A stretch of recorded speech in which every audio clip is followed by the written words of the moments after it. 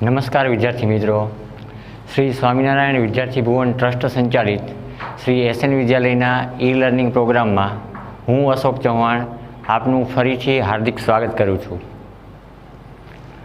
તો વિદ્યાર્થી મિત્રો, આપણે છેલ્લા 4 સેશનથી સંધિ ટોપિક વિશે ભણી રહ્યા છીએ અને એ સંધિ વિષયમાં આપણે અનુક્રમે સ્વર, વ્યંજન અને વિસર્ગ સંધિની અગાઉ ટૂંક ચર્ચા કરી ગયા. આપણે જે ટોપિક ભણી રહ્યા છીએ તેમાં સ્વર સંધિ અને એ સ્વર સંધિ છે એ સ્વર સંધિમાં આપણે ગયા સેશનમાં યણ સંધિ સુધી અભ્યાસ કરેલો. યણ સંધિ એટલે કે તેમાં ઈ વર્ગના જે સ્વર છે તેની સાથે અ વર્ગના સંયુક્તાક્ષર ભળતા જે સંધિ બને છે તે યણ સંધિમાં આપણે ઈ વર્ગના સ્વરના ઉદાહરણ જોઈ ગયા. તો આજના સેશનમાં આપણે એ યણ સંધિ જ પણ ઈ સ્વર પછી આવતો ઉ સ્વર અને એ ઉ સ્વર છે એ ઉ સ્વર પછી તેનો કોઈ વિજાતીય સ્વર આવે ત્યારે ઉ સ્વર છે એ અન્ય કયા વર્ણમાં રૂપાંતર પામે અને તેનાથી જે સંધિમાં ફેરફાર થાય છે એને આપણે ઉદાહરણ સહિત ભણીશું. તો સૌપ્રથમ જણાવી દઉં તમને કે ઉ સ્વર પછી જો તેનો કોઈ વિજાતીય સ્વર આવે તો ઉ સ્વર છે તેનો વ વર્ણ થાય અને ઉની સાથે તેનો વિજાતીય ભળતા ઉનો વ થાય ત્યારે એ વમાં તેની પાછળ રહેલો સ્વર એમાં ભળી જાય અને વ અગાઉનો જે વર્ણ છે તે અર્ધ બને. જોઈએ આપણે યણ સંધિમાં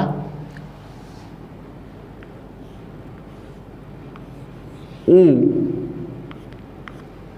પછી ઉમાં હ્રસ્વ ઉ હોય કે દીર્ઘ ઉ હોય પણ આ ઉ સ્વર પછી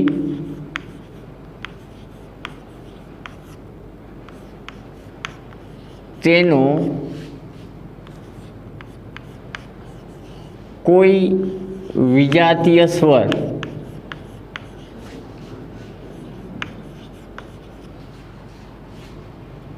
આવે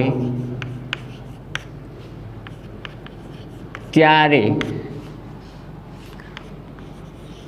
ઉ સ્વરનો વ થાય. ઉ સ્વર પછી તેનો કોઈ વિજાતીય સ્વર આવે ત્યારે ઉ સ્વરનો વ થાય અને પાછળનો સ્વર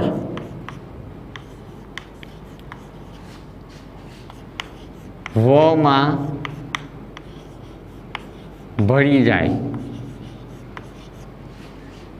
તેમજ તેની આગળનો વર્ણ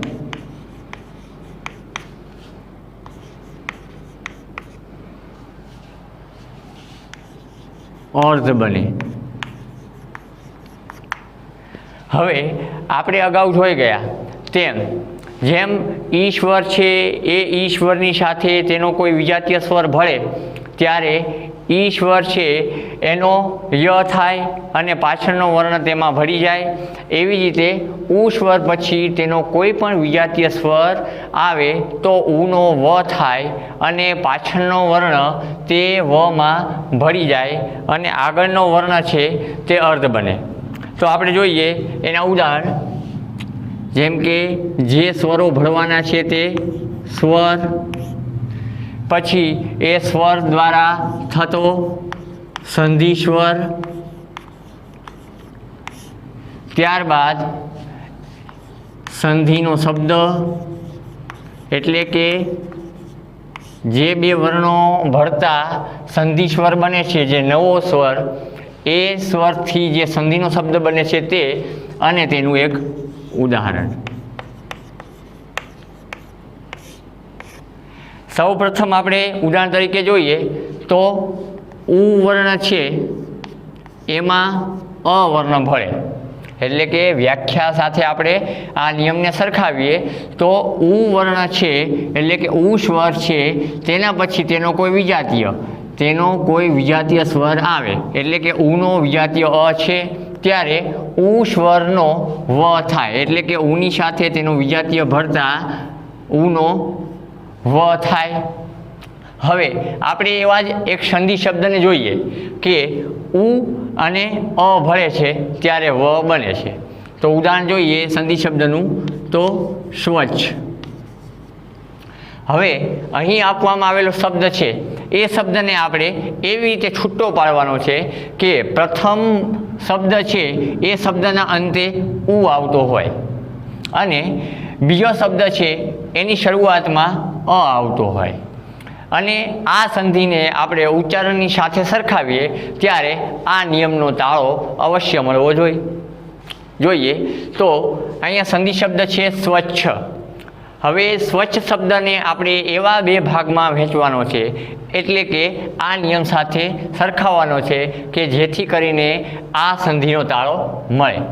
તો સ્વચ્છ શબ્દને આપણે જ્યારે વિભાજિત કરીશું ત્યારે સુ એટલે કે સ વર્ણમાં ભરેલો ઉ અને ત્યારબાદ અચ્છ. આમ સ વર્ણમાં ભરેલો ઉ અને ત્યારબાદ બીજા શબ્દની શરૂઆતમાં આવતો અ. આમ અહીંયા ઉ છે એ ઉની સાથે એનો વિજાતીય અ આવેલો જ છે, એટલે અ છે ઉ છે એનો વ આપણે કર્યો, ઉનો આપણે અહીંયા વ કર્યો. પાછળ અ સ્વર છે માટે એ અ સ્વર વમાં ભળતા એનો ઉચ્ચાર પણ વ જ રહેશે, અને આગળનો વર્ણ અર્ધ બને, એટલે કે સ છે એ અર્ધ બની જાય છે. આમ આ સંધિના નિયમ સાથે આ શબ્દને આપણે સરખાવીએ તો નિયમનો તાળો મળતો હોય એવું આપણને ચોક્કસ સમજાય છે. ત્યારબાદ બીજા ઉદાહરણને જોઈએ તો ઉ સ્વર છે એની સાથે આપણે આ સ્વરને ભેળવીએ તો ઉની સાથે એના વિજાતીય સ્વર જ્યારે જોડાય ત્યારે ઉનો વ થાય છે એની આપણને ખબર જ છે. તો ઉની સાથે એનો વિજાતીય વ ભળે છે એટલે અ ભળે છે એટલે ઉનો વ થયો. એક રીતે જોઈએ તો વની સાથે એનો વિજાતીય આ ભળતા એનું ઉચ્ચારણ વા થશે. હવે આપણે સંધિ શબ્દને જોઈએ તો ગુરુઆજ્ઞા. આ શબ્દને આપણે વિભાજિત કરીએ તો ગુરુ અને આજ્ઞા. આમ શબ્દની સંધિ આપણે જ્યારે છૂટી પાડીએ છીએ ત્યારે સંધિના આ નિયમ પ્રમાણે અને સંધિ સ્વર પ્રમાણે આ શબ્દ છૂટો પડે છે. જેમ કે પ્રથમ શબ્દના અંતે ઉ આવ્યો, બીજા શબ્દની શરૂઆતમાં આ આવ્યો. આમ રની સાથે ભરેલો ઉ છે એની સાથે આવતો વિજાતીય સ્વર અ છે એટલે આપણે ઉનો વ કર્યો અને વમાં પાછળનો સ્વર આ ભર્યો એટલે એનો વા થયો, અને આગળનો વર્ણ અર્ધ બન્યો એટલે આ ર વર્ણ છે એ ર અહીંયા અર્ધ ર એટલે કે રેપ સ્વરૂપે લખાયો. ત્યારબાદ ઉ વર્ણ અને એની સાથે જ્યારે એ ભળે તો હવે નિયમ પ્રમાણે ઉની સાથે એનો વિજાતીય સ્વર ભળે ત્યારે ઉનો વ થાય, એટલે અહીંયા આપણે ઉનો વ કર્યો. હવે એની પાછળનો સ્વર એટલે ઉ પાછળનો જે સ્વર છે એમાં ભળે એટલે વનું એ પ્રમાણે ઉચ્ચારણ થાય, એટલે વમાં એ ભળશે એટલે એનું ઉચ્ચારણ વે થશે. હવે આપણે એવા એક સંધિ શબ્દને જોઈએ તો અન્વેષણ. હવે આ જ નિયમ અનુસાર આપણે આ શબ્દની સંધિ છૂટી પાડીશું તો પ્રથમ શબ્દના અંતે ઉ આવે અને બીજા શબ્દની શરૂઆતમાં એ આવે. તો જોઈએ શબ્દની સંધિ થાય આ પ્રમાણે અનુ, એટલે કે પ્રથમ શબ્દના અંતે નમાં ભરેલો ઉ અને બીજા શબ્દની શરૂઆતમાં એ શબ્દ બનશે એસણ. આમ ઉનો વિજાતીય એ એટલે ઉનો વમાં એ ભર્યો એટલે વે અને આગળનો વર્ણ ન એ અર્ધ થયો. ત્યારબાદ અન્ય ઉદાહરણ જોઈએ તો ઉની સાથે ઈ વર્ણ ભરે ત્યારે નિયમ પ્રમાણે ઉનો વિજાતીય ભરતા આપણે વ કરીએ છીએ અને એમાં હસ્વઈ ભરતા એનું ઉચ્ચારણ વી થાય. આપણે સંધિ શબ્દને જોઈએ તો અન્વિત. હવે આ જ નિયમ પ્રમાણે આપણે શબ્દની સંધિ છૂટી પાડીશું તો પ્રથમ શબ્દના અંતે ઉ આવવો જોઈએ એટલે કે અનુ અને બીજા શબ્દની શરૂઆતમાં ઈ આવવો જોઈએ એટલે ઈત. હવે આ શબ્દની સંધિ સાથે આ સ્વરોનો તાળો મેળવીએ તો આપણને ખ્યાલ આવશે કે નમાં ઉ ભરેલો છે એટલે ઉ, એની સાથેનો વિજાતીય આવ્યો ઈ એટલે ઉનો આપણે કર્યો વ, પાછળનો વર્ણ એટલે કે સ્વર ઈ છે એ વમાં ભરી જાય એટલે થશે વી અને આગળનો વર્ણ એટલે કે ન એ અર્ધ બનશે. આમ સંધિનો તાળો નિયમ સાથે મળે છે. ત્યારબાદ ફરી પાછો ઉ સ્વર છે એની સાથે આપણે દીર્ઘઈને જોઈએ તો ઉનો વિજાતીય ઈ છે માટે આપણે ઉનો વ કરીશું. ત્યારબાદ વને આપણે ઈને આપણે વમાં ફેરવીશું તો દીર્ઘ વી થશે. સંધિ શબ્દ જોઈએ તો પૃથ્વી.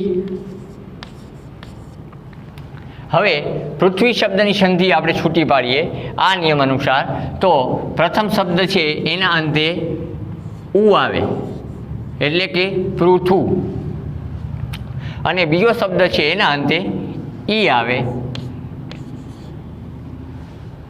દીર્ઘ ઈ.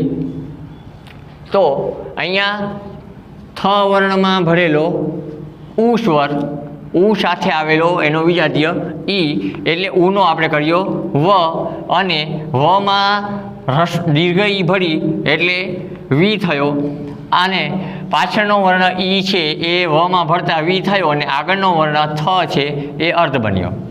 આમ શબ્દની સંધિ થશે પૃથ્વી. તો વિદ્યાર્થી મિત્રો અહીંયા આપણી આ સ્વર સંધિ છે એ સ્વર સંધિના આ નિયમને અહીંયા આપણે અટકાવીએ. હવે આટલા ઉદાહરણ બાદ આપણે આગળની સંધિ એટલે કે યણ સંધિ અહીંયા પૂર્ણ થાય છે.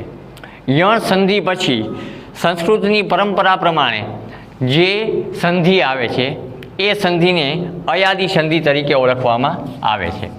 તો આપણે અયાદી સંધિને જોઈએ.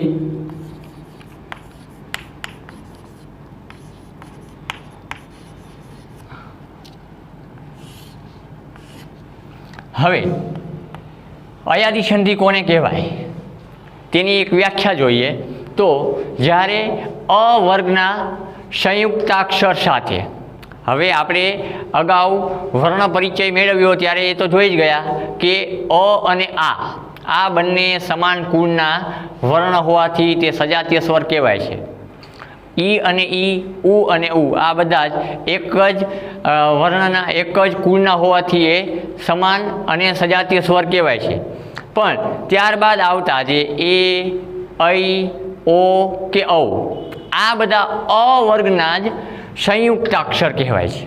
સંયુક્તાક્ષર એટલે કે પરસ્પર બંને વિજાતીય સ્વર જ્યારે ભળે છે એટલે કે અની સાથે ઈ ભળે છે ત્યારે એ થાય છે.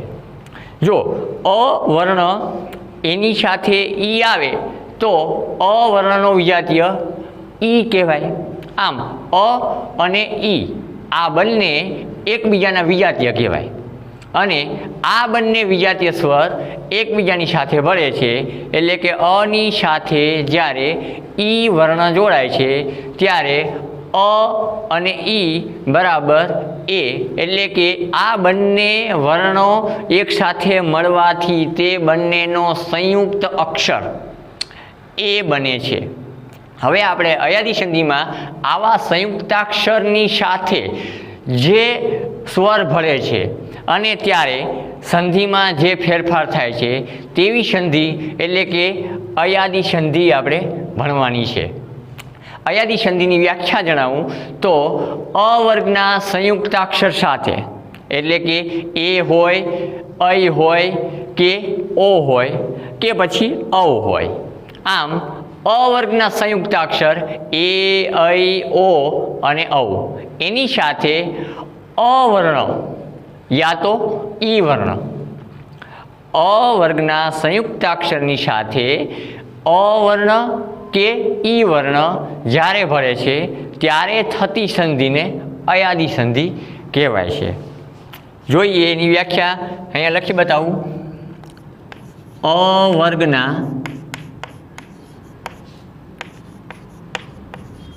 સંયુક્તાક્ષર, હવે સંયુક્તાક્ષર યાને એ,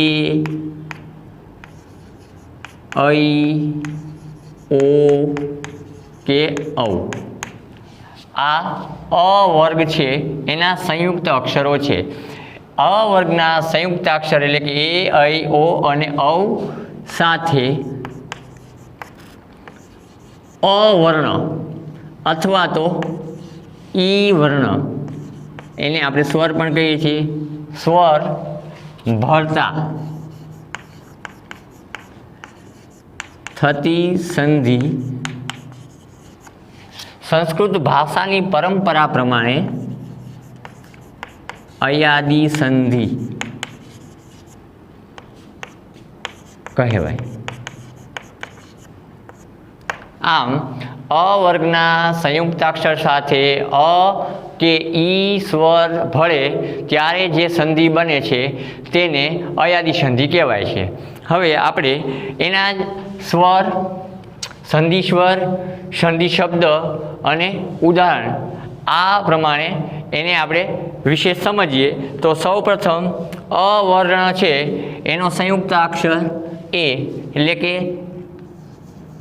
એ છે એની સાથે જ્યારે અ ભળે છે તો સંયુક્તાક્ષર તરીકે એ, અને એની સાથે આપણે વ્યાખ્યા પ્રમાણે જોઈએ તો અ સ્વર એ ભળે છે ત્યારે એનો સંધિ સ્વર અય, એ અ, એ અ એને આપણે સંયુક્ત રીતે ઉચ્ચારીએ તો એ અ, અને એનું નિયમાનુસાર ઉચ્ચારણ અય થાય. હવે તેના જ આપણે સંધિ શબ્દને જોઈએ તો સયન.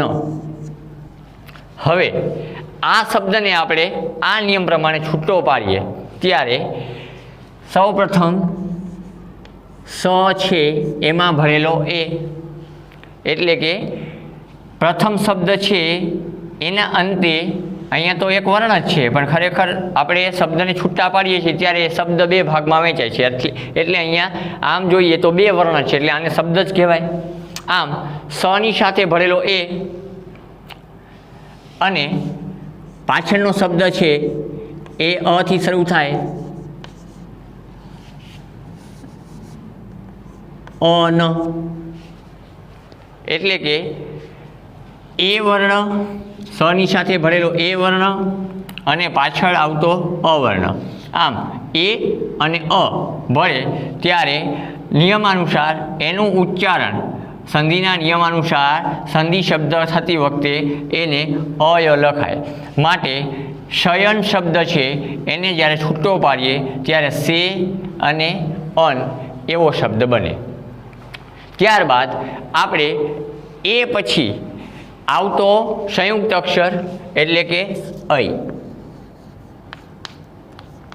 હવે આ ઐ વર્ણ છે કે ઐ સ્વર છે એની સાથે આપણે જ્યારે અ વર્ણ ભેળવીએ છીએ ત્યારે એનો આય થાય. અય વર્ણની સાથે જ્યારે આપણે અવર્ણ ભેળવીએ છીએ ત્યારે તેનો સંધિ સ્વર આય થાય. તો એના સંધિ શબ્દને જોઈએ તો નાયક.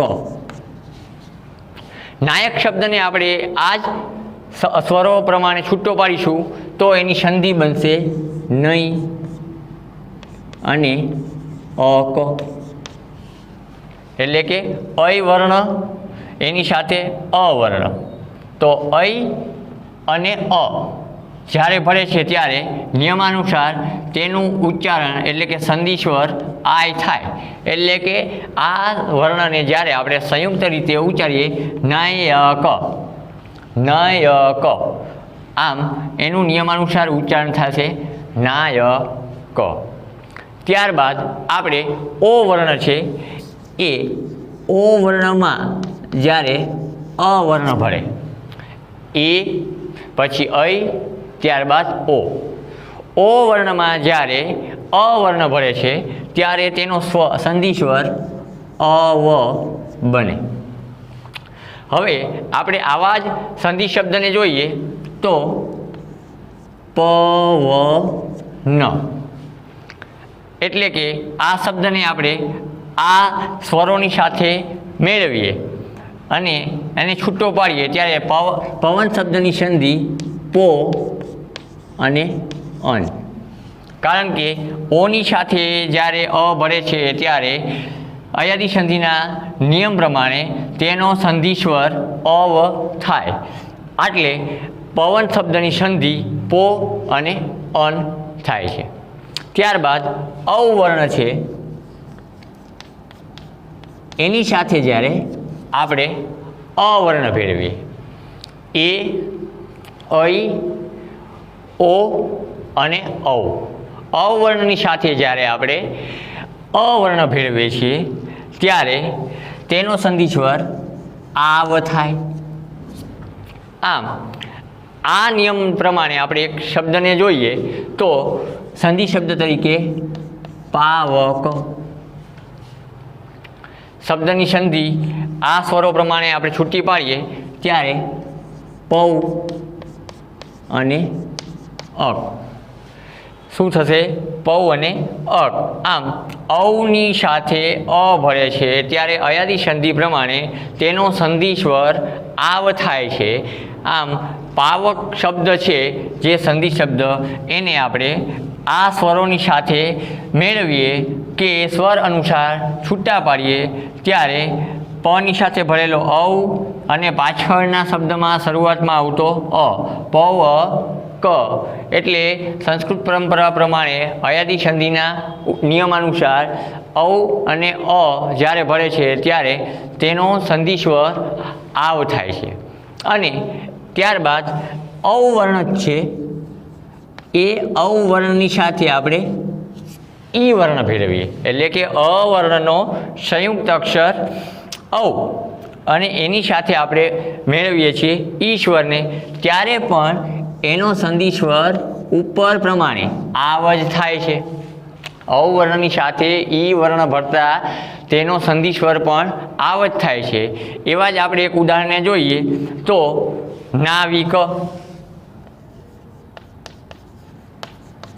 હવે આ નાવિક શબ્દને આપણે આ સ્વરો પ્રમાણે છૂટો પાડીશું ત્યારે સૌપ્રથમ ન વર્ણમાં ભળેલો અવર્ણ એટલે કે ન વ્યંજનમાં ભળેલો અવસ્વર અને ત્યારબાદ બીજા શબ્દની શરૂઆતમાં આવતો ઈક એટલે નવ ઈક.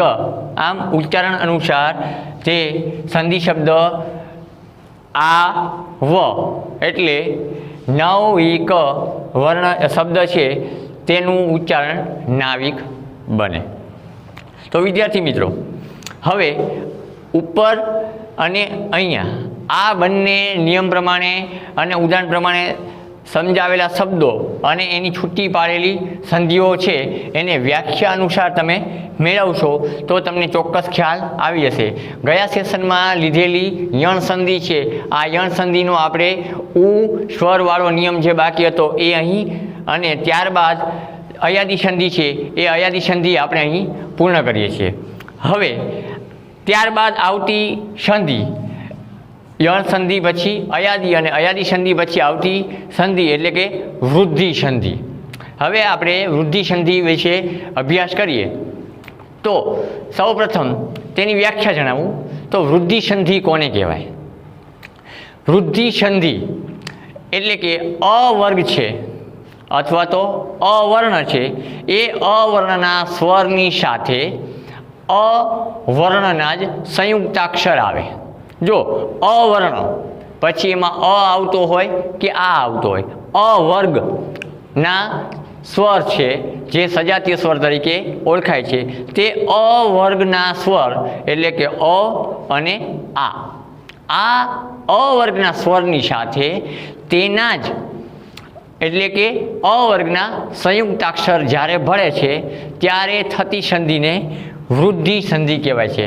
અહીંયા આપણે પ્રથમ સંયુક્તાક્ષર જોયા અને ત્યારબાદ અ અને ઈ વર્ણના સ્વર છે એ ભળે છે ત્યારે થતી સંધિ જોઈ. પણ હવે તેથી ઉલટું એટલે કે આપણે માત્ર અવર્ણ છે એ અવર્ણની સાથે તેના સંયુક્તાક્ષર જ્યારે ભળે છે ત્યારે જે સંધિ બને છે ત્યારે થતી સંધિને વૃદ્ધિ સંધિ કહેવાય છે. એની વ્યાખ્યા જણાવું અહીંયા તો વૃદ્ધિ સંધિ. હવે એ વ્યાખ્યાને અહીં લખી બતાવું તો અવર્ગના સ્વર સાથે અવર્ગના સ્વર સાથે અવર્ગના સંયુક્તાક્ષર. જો અહીંયા આ શબ્દ છે એ શબ્દને પણ આપણે સંધિની રીતે છૂટો પાડીએ તો સંયુક્ત અને અક્ષર એમ થાય. અને આ જ શબ્દને છૂટો પાડીએ તો એની સંધિ સમ અને યુક્ત, કારણ કે ઉપર આવેલો જે સ્વર છે તે અનુસ્વાર છે. આમ સંયુક્તાક્ષર જે આપણે અગાઉ જોયા એ, ઐ, ઓ અને ઔ, પણ અહીંયા આ ઉદાહરણોથી વિપરીત એટલે કે ઉલટું કે અ સ્વર છે એ અના હ્રસ્વ અ કે દીર્ઘ અ અને એની સાથે એના જ્યારે સંયુક્તાક્ષર ભળે છે ત્યારે અવર્ગના સંયુક્તાક્ષર ભળતા થતી સંધિને વૃદ્ધિ સંધિ કહેવાય. હવે એના આપણે ઉદાહરણ જોઈએ તો આ જ પ્રમાણે સ્વર, સંધિ સ્વર, સંધિનો શબ્દ અને ઉદાહરણ. અવર્ગના સ્વર સાથે અવર્ગના સંયુક્તાક્ષર ભળતા થતી સંધિને વૃદ્ધિ સંધિ કહે છે. તો સૌપ્રથમ આપણે જોઈએ તો અવર્ણ છે એ અવર્ણની સાથે જ્યારે તેનો સંયુક્ત અક્ષર એટલે કે એ, અની સાથે જ્યારે એ ભળે છે ત્યારે તેનો સંધિ સ્વર ઐ બને છે. જો અહીંયા અ અને ઈ જ્યારે ભળે છે ને ત્યારે એનો સંયુક્ત અક્ષર એ બને છે. આમ જોઈએ તો એને વૃદ્ધિ સંધિ એટલા માટે જ કહેવાય છે કારણ કે અ અને ઈ, આ અ અને ઈનો સંયુક્ત અક્ષર બને છે એ. એટલે કે એક સાથે આમ જોઈએ તો ત્રણ વર્ણો છે એ સંયુક્ત રીતે જોડાય છે, માટે આ સંધિને વૃદ્ધિ સંધિ તરીકે ઓળખવામાં આવે છે. આમ અની સાથે જ્યારે એ ભળે છે ત્યારે ઐ સંધિ સ્વર બને છે. હવે સંધિ શબ્દમાં આપણે જોઈએ તો વિશ્વેકતા. વિશ્વેકતા આ નિયમ પ્રમાણે આપણે શબ્દને છૂટો પાડીએ તો વિશ્વ અને એકતા. વિશ્વ અને એકતા. આમ પ્રથમ શબ્દના અંતે અ વની સાથે ભરેલો અ અને બીજા શબ્દની શરૂઆતમાં એ. આમ અ અને એ ભળે છે ત્યારે અય થાય છે, માટે અ અને એ એટલે અય, તો વ વર્ણ છે એમાં અય વર્ણ ભળી જાય એટલે સંધિ શબ્દ વિશ્વ એકતા બને. આવી રીતે જોઈએ તો અ પછી આવે છે આ. જો અહીંયા અ વર્ણનો હ્રસ્વ છે અને આ દીર્ઘ છે. અની સાથે એ આવે એ જ પ્રમાણે આની સાથે જ્યારે એ આવે ત્યારે પણ તેનો સંધિ સ્વર અય થાય. તો આવા જ એક ઉદાહરણને જોઈએ તો સંધિ શબ્દમાં સદૈવ. તો હવે તમને ખ્યાલ આવી જ ગયો હશે કે આપણે આ શબ્દને આ જ નિયમ પ્રમાણે છૂટો પાડીએ તો પ્રથમ શબ્દના અંતે આ આવે અને બીજા શબ્દની શરૂઆતમાં એ આવે, એટલે કે આ અને એ બરાબર અય થાય. એ અય દ વર્ણમાં ભળી જાય એટલે અહીંયા દય થાય, માટે સદા પ્લસ એવ બરાબર સદૈવ થાય. હવે આપણે ફરી પાછો અ વર્ણને જોઈએ, પણ અ વર્ણની સાથે એ, આ વર્ણની સાથે એ. હવે તો આપણે અ વર્ણની સાથે જ અય વર્ણને ભેળવવાનો છે. અની સાથે એ ભળે છે ત્યારે અય થાય છે. હવે અ વર્ણની સાથે જ આપણે અય વર્ણને ભેળવવાનો છે, ત્યારે આપણે એના સંધિ સ્વર તરીકે જોઈએ તો એ પણ અય થાય. અની સાથે જ્યારે અય ભળે છે ત્યારે પણ અય જ થાય. એવા જ સંધિ શબ્દને જોઈએ તો મતૈક્ય. આ શબ્દની સંધિ નિયમ પ્રમાણે છૂટી પાડીએ તો મત અને ઐક્ય.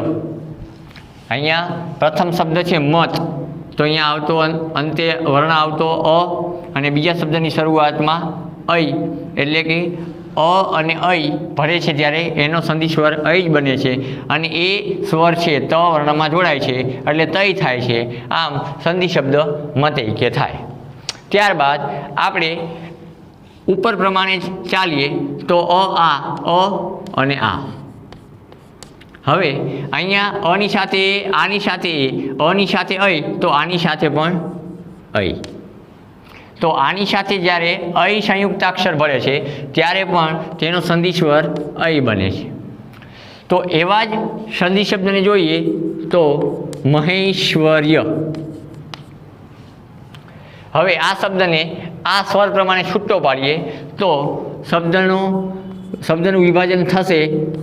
મહા પ્રથમ શબ્દના અંતે આ હમાં ભરેલો અને ત્યારબાદ બીજા શબ્દની શરૂઆતમાં ઐશ્વર્ય, એટલે કે આ અને અય બરાબર અય.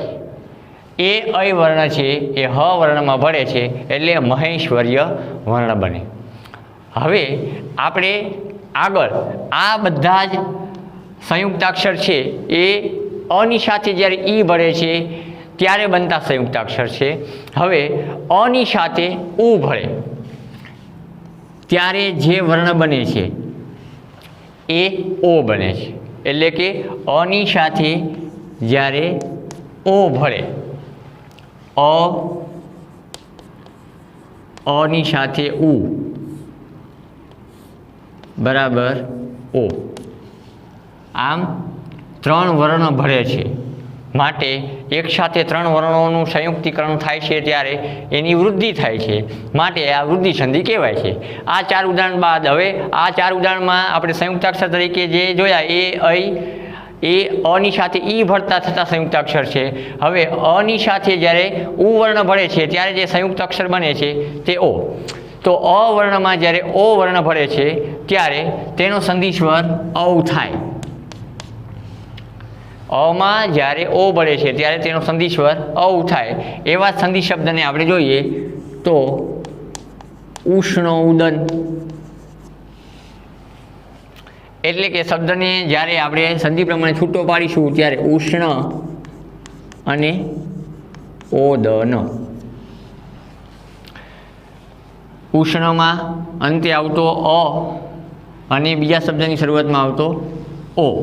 આમ અ અને ઓ બરાબર ઔ થાય છે. એ ઔ છે એ હણમાં ભળે છે, માટે સંધિ શબ્દ હણૌ ઉષ્ણ ઉદન થાય છે. હવે અ વર્ણ પછી આ વર્ણ અને આ વર્ણમાં જ્યારે ઓ વર્ણ ભળે છે ત્યારે પણ ઔ થાય છે. આપણે ઉપર પ્રમાણે જ આ ક્રમ પ્રમાણે બધા જ ઉદાહરણો જોતા જઈએ છીએ. આ વર્ણમાં જ્યારે ઓ ભળે છે ત્યારે ઔ થાય છે. એવા શબ્દને જોઈએ તો મહોજસ્વી,